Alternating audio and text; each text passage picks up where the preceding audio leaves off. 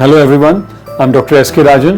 I'm Chief of Neurospine Surgery and Additional Director of Neurosurgery at Artemis Agrim Institute of Neurosciences. I welcome you to the second episode of our awareness series on spinal problems.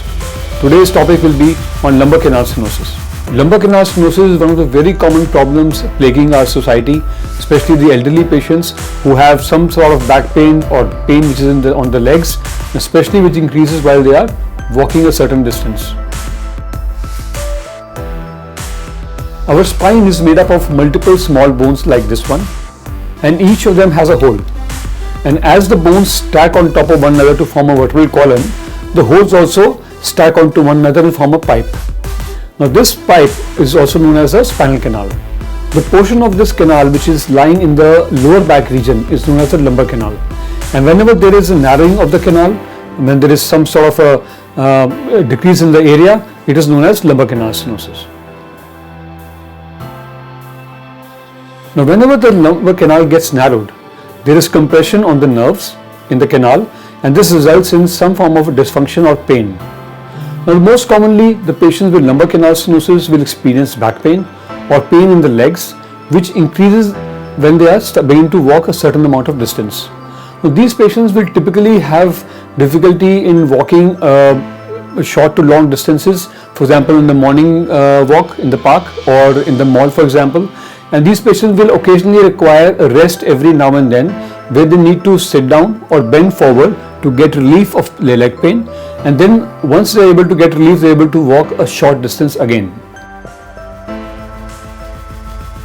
Patients who have got an advanced stage of lumbar canal stenosis, they will find it difficult even to walk in the house itself. So the activities of daily living get compromised significantly, so much so that they are not even able to sometimes go to the washroom. And these patients in a rare circumstances or in a very advanced cases may even develop weakness of their feet or some form of a bladder or bowel involvement in form of incontinence or inability to control motions. The most common reason for developing lumbar canal stenosis is degeneration. By degeneration we mean wear and tear. So as we age, there is extra bone formation around the spine. Also there is some degeneration of the disc which causes bulging of the disc. Also there is deposition of excess tissue in the spinal canal which causes compression of the nerves. This is the reason why even though spinal canal stenosis or lumbar canal stenosis can occur at any age, most commonly it is seen in the middle-aged and the elderly. Amongst other causes, in ladies, one of the common causes of lumbar canal stenosis is something known as spondylolisthesis, which basically means it's a vertebral slip. So normally the vertebrae will align on top of one another in single line. However, in ladies, because of some genetic defect or because of the way their spine is, there is malalignment, and that causes a lot of heaviness in the lower back when they are working in the kitchen.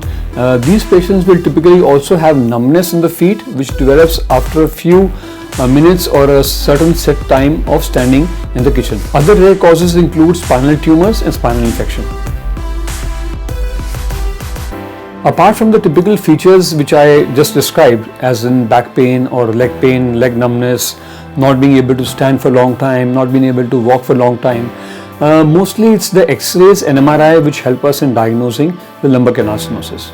They will either show some form of a displacement of bone, some malalignment, or they will show the narrowing of the canal with compression of the nerves. MRI is especially useful in describing and defining the stage of the problem or the grade of the lumbar canal stenosis.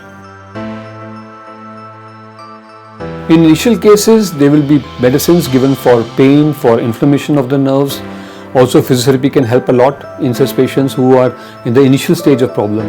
However, if the medicines are not helping, patients may require injections in the spine which can help in decreasing the pain.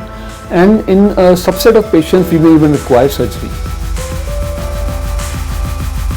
Patients in whom the response to medications does not happen, or the response is ill-sustained, which means that the pain comes back after the medications have been stopped, those patients are likely to require surgery to improve the quality of life.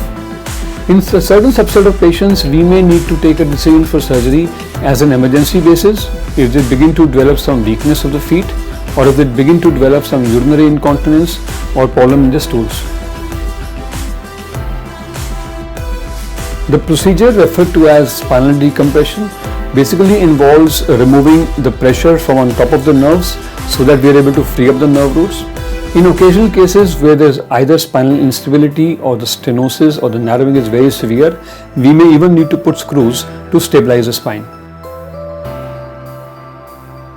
In earlier times, the treatment of lumbar canal stenosis used to require open surgery, which involved a long incision, a lot of blood loss, a lot of recovery time, post-operative pain, and a significant amount of bed rest.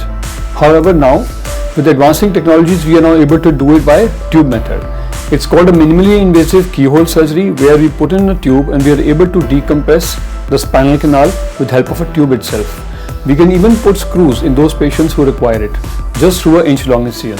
These minimally invasive keyhole procedures allow for faster recovery, lesser blood loss, lesser need for pain relief, and also patients are mobilized the very next day. Most of these patients are now able to get back to their activities of daily living within a period of 2 weeks because of this revolutionary minimally invasive keyhole procedures. Regarding success, as per our experience, most of our patients have shown more than 95% relief of their pre-operative pains within a week, 10 days of their surgery. So much so, as I had discussed earlier, it has allowed them to get back to their activities of daily living within a period of about 2 weeks. With advanced technologies and better instrumentation, these surgeries have become a lot safer than they used to be a decade ago. So much so that now we can confidently say that in terms of safety, and when the procedure is done in good hands in a good center, they are more than 99% safe.